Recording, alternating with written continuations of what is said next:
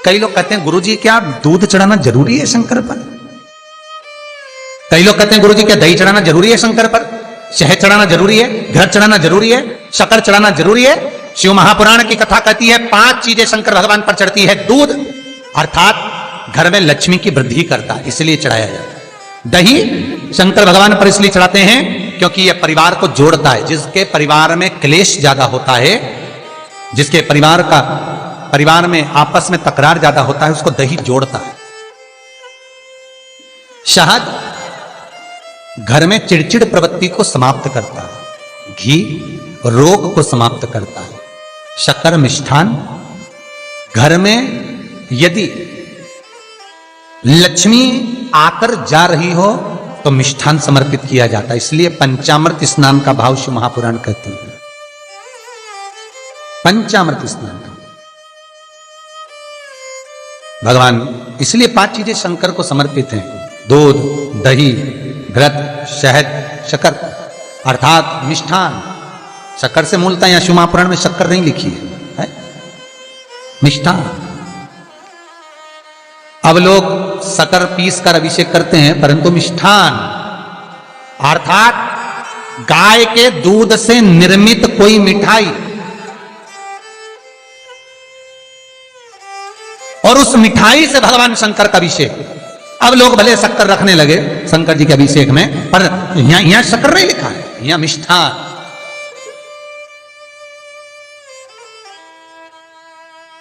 हमारे यहां सहज भाषा में कहते थे उसको खांड अर्थात मीठा। शिव महापुराण की कथा कहती है दर्पण इतना बड़ा ले लो।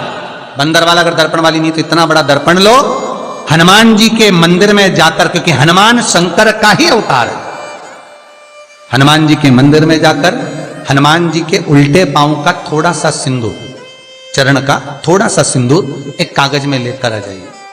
और हनुमान जी के छोटे भाई, हनुमान जी 6 भाई हैं, उसमें गतिमान, हनुमान जी के छोटे भाई गतिमान का नाम लो, और गतिमान का नाम लेकर उस दर्पण पर सिंदूर से त्रिशूल बना दो। सिंदूर से त्रिशूल बनाकर उस दर्पण को घर के बाहर, दर्पण का मुख बाहर की ओर, ऐसे बाहर की ओर मुख कर कर दर्पण को घर के बाहर या दरवाजे पर, बिल्डिंग पर, ऊपर जाली में, फ्रंट में कहीं पर भी उसको लगा दीजिए। महाराज केवल शंकर का स्मरण कर कर, गतिमान का नाम लेकर, हनुमान के उल्टे पांव का सिंदूर का त्रिशूल बनाकर जो दर्पण को लगा देता है, आपको 1 महीने के अंदर अंतर मालूम पड़ जाएगा कि पिछले जो महीने निकले हैं उस महीने का अंदाजा लगाना कि घर में लोग कितने बीमार पड़ते थे, और इस दर्पण को लगाने के बाद बीमारी कम हुई कि नहीं हो कम तो ठंडा कर देना, क्या जा रहा है, पर करके जरूर देखना। विश्वास रखकर करोगे, भगवान शिव का अनुमोदन कर कर, भगवान शंकर पर विश्वास रखकर करोगे तो बीमारी घेर नहीं सकती। अकाल मृत्यु हो मरे जो काम करे चंडाल का, काल उसका क्या बिगाड़े जो भक्त हो महाकाल का। शंकर की आराधना करने वाला, शिव का स्मरण करने वाला, शिव को निवेदन करने वाला, शिव अर्चना में डूबने वाला, शिव का अनुमोदन करने वाला कभी दुखी नहीं हो सकता। तो शिव महापुराण की कथा कहती है शंकर को जितना जल प्रिय नहीं, शंकर को जितना बेल प्रिय नहीं, शंकर को जितना शमी प्रिय नहीं, शंकर को जितना दूध दही प्रिय नहीं, शंकर को अगर कुछ प्रिय है तो सत्य प्रिय है। सत्यम शिवम सुंदर। इसीलिए हमारे यहां शास्त्र कहता है, ब्रह्मा जी केतकी के फूल को लेकर आए, उसने झूठ बोला। ब्रह्मा जी गाय को लेकर आए, शंकर भगवान के सम्मुख में झूठ बोला। ब्रह्मा स्वयं झूठ बोले तो सिर कटा। कर्मनाशा नदी प्रकट हुई। और शिव महापुराण की कथा कहती है शंकर को सत्य प्रिय है अगर झूठ बोला है। इसीलिए शिव महापुराण का स्पष्टीकरण किया जाए, वर्णन किया जाए, तो पहले के समय में अदालत नहीं होती थी, पहले के समय में पंचायत नहीं हो सकती थी, पहले के समय में कोई सभाएं नहीं होती थी, पहले के समय में कोई निर्णायक मंडल नहीं होता था, पहले के समय में केवल एक निर्णय होता था। गांव के लोग ले जाकर शंकर के मंदिर में खड़ा कर देते थे और कहते थे उठा गंगा जली, और कहते तूने ऐसा नहीं किया। गंगा जली उठाकर कह दे कि तूने ऐसा नहीं करा। क्यों गंगा जली उठवाते थे? क्योंकि लोगों ने शिव महापुराण सुन रखी थी। शिव महापुराण में श्री वेद व्यास जी वर्णन करते हैं कि शंकर के मंदिर में, शंकर के ओटले पर, शंकर के मंदिर के अंदर, शिव की चौखट पर, शंकर के अनुमोदन में, शिव महापुराण के अंतर्गत शंकर के अनुमोदन में शिव मंदिर में शिव चौखट पर अगर कोई भूल से भी झूठ बोल देता है तो उसकी जिंदगी नरक जैसी निकलती है महाराज। इसीलिए कहते तो उठा गंगा जली और कह दे तूने ऐसा नहीं उठा, बोल दे। आपके भी जीवन में अगर किसी को कष्ट है, फिर निवेदन करूंगा, मंदिर में अगरबत्ती भले मत लगाओ, मंदिर में दीप भले मत जलाओ, मंदिर में पेड़ा भले मत चढ़ाओ। अगर आपके मोहल्ले में, आपके पड़ोस में, आपके परिवार में, आपके नजदीक में अगर कोई दुखी है, कष्ट में है, उसको यदि प्रेम की वाणी भी बोल ली है, एक रोटी भी प्रेम की खिला दी, किसी के चेहरे पर इस्माइल ला दी, तो मंदिर में दिया जलाने के बराबर है। मंदिर में दीप जलाने के लिए बेलपत्र भगवान माता पार्वती के अश्रु से है, रुद्राक्ष भगवान शंकर के अश्रु से है, शमी पत्र उमा और महेश्वर भगवान शंकर के विग्रह के सुख से जो जल प्रकट हुआ है, उस जल से शमी की उत्पत्ति है। दोनों के मिलन से, दोनों के मिलन से। जैसे एक मुखी से लेकर 14 मुखी तक रुद्राक्ष होते हैं। आप पहले भी कथा में कहा, एक मुखी से लेकर 14 मुखी तक रुद्राक्ष होते हैं। सभी रुद्राक्ष का अपना अपना एक मंत्र होता है, अपनी अपनी एक साधना होती है जिसके अनुसार रुद्राक्ष काम करता है। एक मुखी रुद्राक्ष लक्ष्मी की वृद्धि के लिए होता है। कभी मौका मिले तो एक मुखी रुद्राक्ष का दर्शन करना। पर एक मुखी रुद्राक्ष जितना छोटे से छोटा होता है, जितना छोटे से छोटा होता है, उतना सुख दे।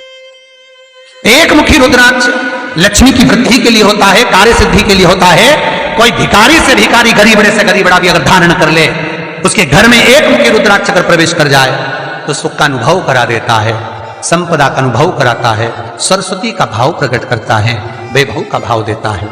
एक मुखी रुद्राक्ष का मंत्र है ओम ह्रीं नमः। ओम ह्रीं नमः, ये लक्ष्मी के लिए होता है महाराज। दो मुखी रुद्राक्ष बांधा को हरता है। कोई तकलीफ आ रही है, कोई प्रशासनिक कार्य है, कोई काम नहीं हो रहा, फाइल आगे नहीं बढ़ रही, बहुत तकलीफ आ रही है, तो दो मुखी रुद्राक्ष जो व्यक्ति धारण करता है उसका कार्य सफल होता है। दो मुखी रुद्राक्ष का मंत्र है ओम नमः।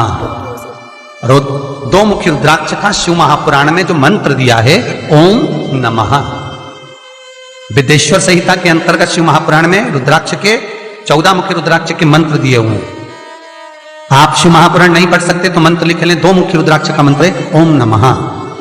तीन मुखी रुद्राक्ष विद्या प्राप्ति के लिए होता है।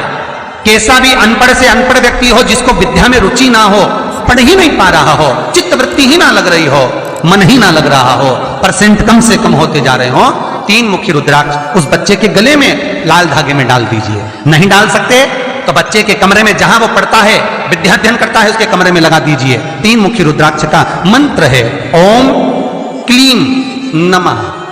ओम क्लीं नमः, ये तीन मुखी रुद्राक्ष का मंत्र है।